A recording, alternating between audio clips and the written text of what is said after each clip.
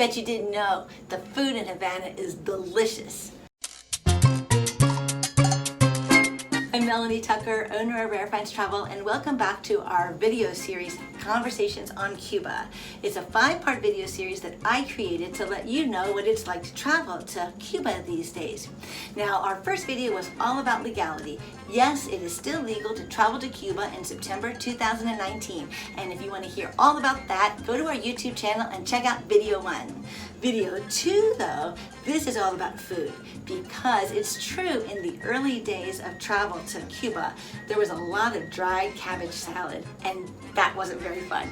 But no more. The food scene in Havana is now diverse, and it's also absolutely delicious. I have spent a lot of time finding all of the best spots where we can have really unforgettable food experiences. Because if you follow me for a while at Rare Finds Travel, you know that food is my thing. A lot of people say, if it doesn't walk off my plate, I eat it. And that's true. So this is some of the stuff we found.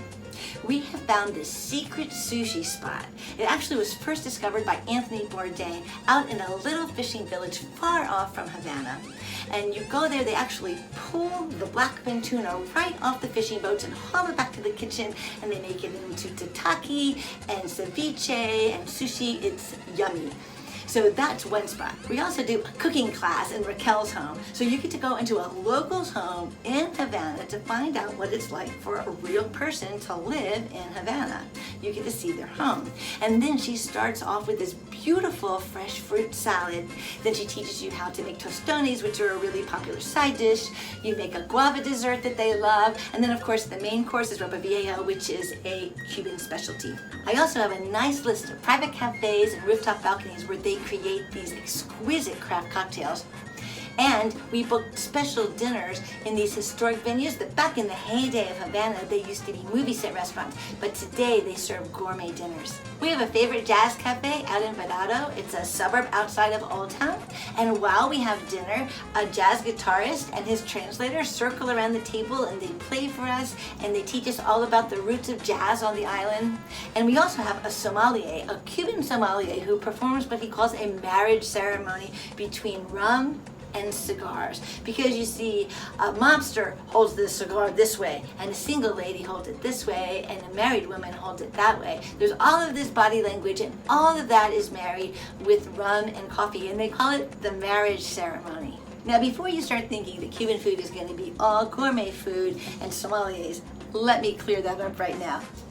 It's true, Cubans like real food just like we do. One of their favorites is fried hot dogs for breakfast. Don't know why, but I've been served it more than a few times. They also often serve day old bread, and that's simply because that's all that they can find at the bakeries. That's what they have, and it's what they serve you in your casa at 2. So speaking of local Cubans, you might be saying, wait, I read in the paper that there were all of these food shortages, so how are we having this fine food? How does this make sense? And the truth is this, for a local Cuban, food shortages do exist. They have a robust black market and that really serves them well, but they still wait in long lines for bread, and they have oftentimes have a hard time getting their hands on the food that they need and want. Now, for travelers, it's a completely different story. And why is that? The answer is that there are 2 currencies in Cuba. One is the peso, the Cuban peso, and that's what the locals use. And one is the convertible peso, also known as the coup, and that's what travelers use.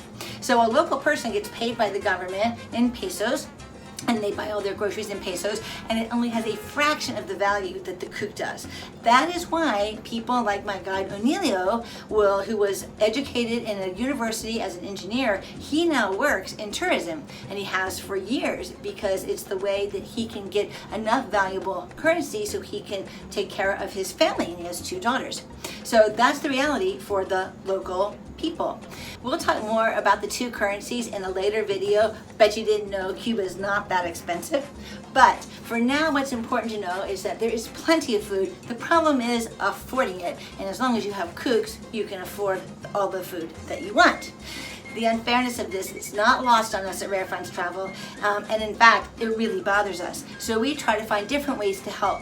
One thing we do is we always invite our guides and drivers to join us for our meals when we stop and eat during the day when they're with us, and even in the evening. We also pay generous salaries, and we tip really well, in cooks of course.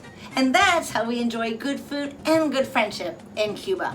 Now that's the video on food. Video 3 is going to be, bet you didn't know, they're entrepreneurs in Cuba. So stay tuned for Conversations on Cuba, and we'll see you soon.